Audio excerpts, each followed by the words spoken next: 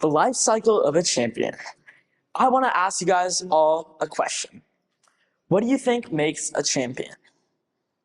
Think about it for a second.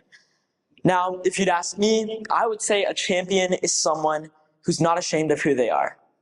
Someone who has compassion for everyone in their hearts.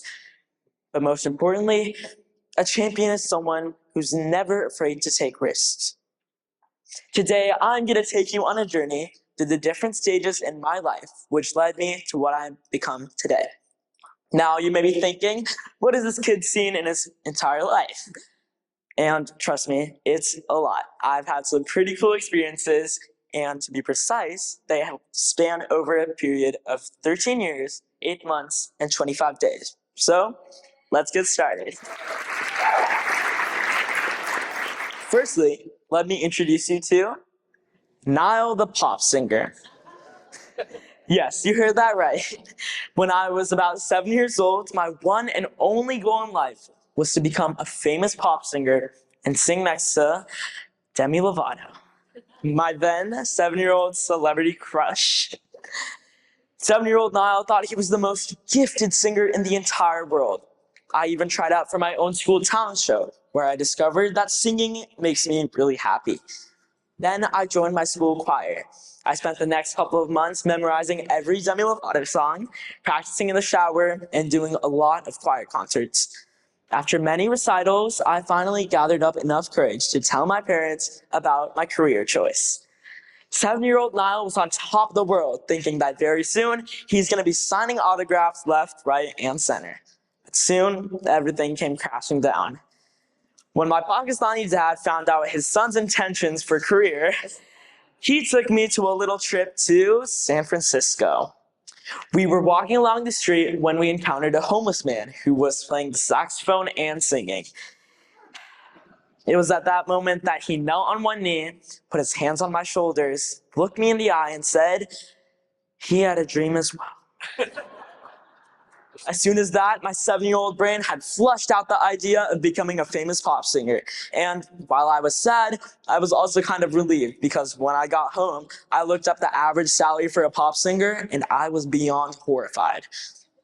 Next, I want to introduce you to the period in my life which made my dad the proudest, at least while it lasted. Naiel, the coder. Oh, the coder. Naiel, the coder. So I was really bored. I just turned 8 and I didn't know what to do. And I noticed that since we live in a nice house, we have nice things, maybe my dad might be the right person to ask. But to my surprise, instead of helping his son with what he wants, my Pakistani dad took this as an opportunity.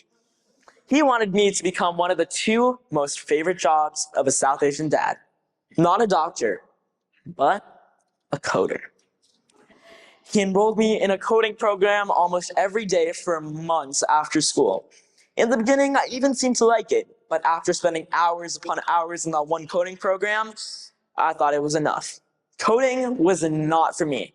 When I finally brought it up to him, as you may expect from all South Asian dads, he made a pretty big deal about it. But in the end, I won, and coding was over for me. Next, I want to introduce you to Naiel, famous act. Oh, the sports player. So let me start from the beginning. I was once again really bored. Now I just turned 8 and I didn't know what to do.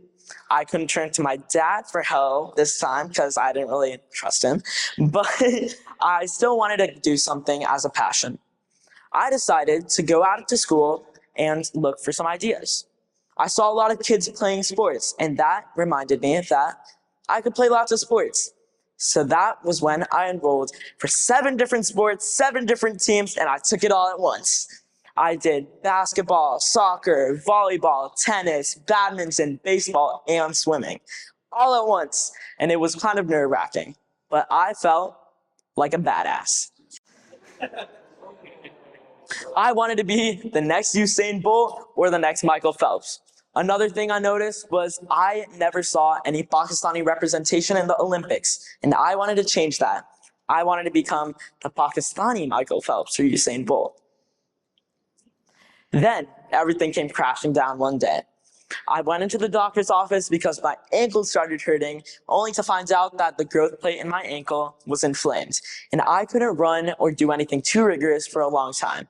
And if that wasn't enough, I had also broken my arm in a skiing accident. Then I decided to take a long break from sports and try to focus on something else in the next couple of years. Now, let me show you Naiel, the famous Disney actor. I was really bored, once again, and I didn't know what to do, so I took to YouTube for help this time. I kept on coming across these videos about how this now famous actor had started his journey. After watching video on video, I learned more and more, and I even signed up for my school musical, SpongeBob the musical. I tried out for Mr. Krabs, but the role I got was Squidward. The character I hated my whole entire life was the one I was meant to play. Anyways, I didn't think too much about it since I did have a solo and lots of lines, which I was super excited about. Then, after months and months of practicing, it was finally time for the final show of the musical. I was ready, I was pumped up, and I was ready to do this killer performance. I did pretty great and thought that maybe I could rule the world to fame once again. Then I brought this up to my parents. In the middle of a badminton game, I talked to my mom that I wanted to be an actor, but not just any actor, a Disney actor. Her first response was really confusing. She was really confused because she'd never seen this side of me. And then she actually let me audition for a Disney Channel audition. I got past the first couple of stages of casting. I even saw a couple of famous Disney actors on Zoom, and I thought everything was going great. I got in the final casting call, only to find out that it was a scam.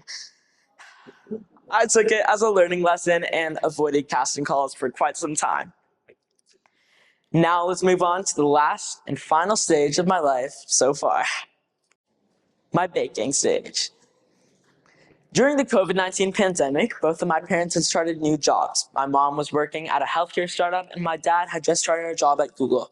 So my sister Punhal and I had decided to set them up to a candlelight dinner since restaurants were closed in our own home.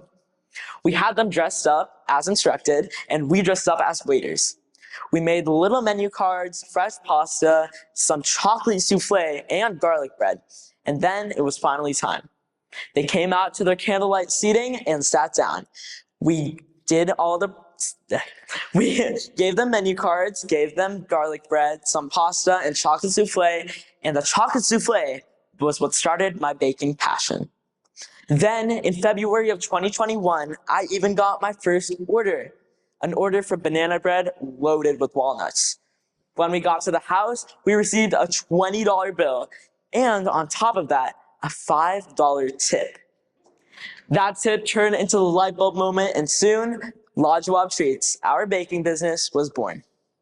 We spent the next couple of months perfecting our recipes, going from everyday cupcakes to elaborate wedding cakes, everyday brownies to elaborate dessert stations, and perfected our baking. And then one day, changed everything. I received a message from a Food Network casting agent that said, I want you to audition for Kids Baking Championship on Food Network, season 11. I was thrilled, but also kind of confused at the same time. Since I'd recently come off from a streak of being scammed, I was kind of confused. And after doing lots of research, I found out that it was legit. So I tried out, and after multiple interviews, multiple Zoom calls, and lots of auditions, I finally made it to the Food Network kitchen. I was competing for $25,000, a spot in Food Network magazine, and the title of Kids Baking Champion. From the first episode to the last, I had came up with some pretty cool things. A new flavor, in fact, jalapeno mango chocolate, which I never thought I'd be doing. And also, I also got better at my baking. But we had a couple of hiccups along the way in the final episode. But in the end, this happened. One of you will be receiving the ultimate promotion worth $25,000, a spot in Food Network magazine, and the title, the Kids baking champion is...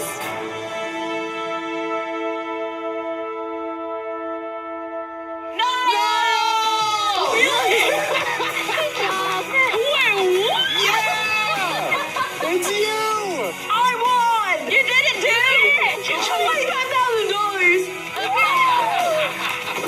I bet that if my 7-year-old self had looked back and seen what I have become today, I wouldn't have been so stressed. But in the end, everything did work out. I also found my true passion, baking.